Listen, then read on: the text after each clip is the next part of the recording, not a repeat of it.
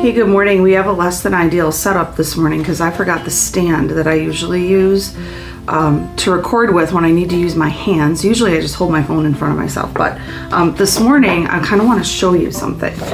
This is a little something that I've come to call note, sketch, paraphrase. One of the conversations that we had on the ground yesterday in the school that I was working with is the idea of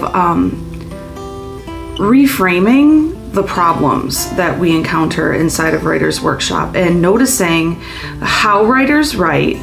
Instead of interpreting some of what they do as a problem, reframing it as the solution to their struggles. For instance, kids tend to copy word for word when they're writing and doing research for informational text. And this is a problem. We see this as a problem until you take the problem away and you try to ask them to paraphrase, and then they convolute the facts, and that becomes an even bigger problem. So it's taken me about 30 years to figure this out, but what I'm realizing is that so often when we're teaching writing, our perception of problems are really potential solutions. And if we can flip the problem into a solution or leverage the problem and make it the solution for the writer, we tend to honor their approach a little bit more in the way that they're thinking and the direction that they're moving in. And we can get to a better place a little bit faster and more efficiently. For example, when kids need to copy word for word, maybe let them do that. Here's an example of what we've been working with lately in some of the schools that I support. I've now taken the problem and I've made it a rule. I ask kids to copy word for word the fact on one side of an index card.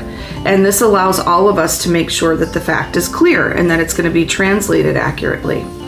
Then I have them fold over the edge of the index card and create a sketch based on the fact, including as many details from that fact as possible. And then we flip the index card over and we use the doodle to paraphrase. And this allows for a quick check for accuracy as well. Yesterday, we talked about the same notion with narrative writing, small moment writing specifically. Kids tend to write bed-to-bed stories at the primary level. They will list create a laundry list of activities that they take place in, that they take part in from the moment that they wake up in the morning until the moment that they go to sleep. And the challenge with that is we hear everything about their day, and the most compelling part of that particular moment in time is kind of given a surface treatment. What we want them to do is write about the small moment inside of their day that was most significant, the funniest or the happiest, the most shocking or surprising or the saddest or poignant. And I used to teach all sorts of mini lessons, the watermelon versus the seed, the difference between a bed-to-bed story and a small moment story. There are lots of ways to package this, and all of us have done it 1,000 different ways, and kids still tend to write bed-to-bed stories. So I started accepting that as an approach. Fine. Let's start by creating a list of everything that Mrs. Stockman has done from the moment she woke up this morning until the moment that she went to sleep. And I put it on a flip chart and I bullet that out. And then I asked the kids to tell me which of these moments is really worth writing about, which one is really the funniest or the happiest or the saddest or the most poignant or the scariest. And I circle it.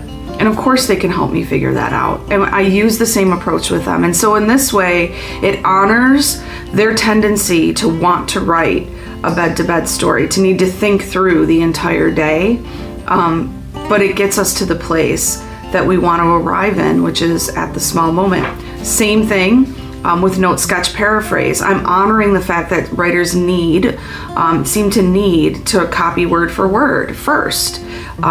But then we're able to get to our landing place a little bit more efficiently and joyfully, and in my feeling, respectfully, because we're really following the writer, and that's what we're supposed to be doing inside of workshop.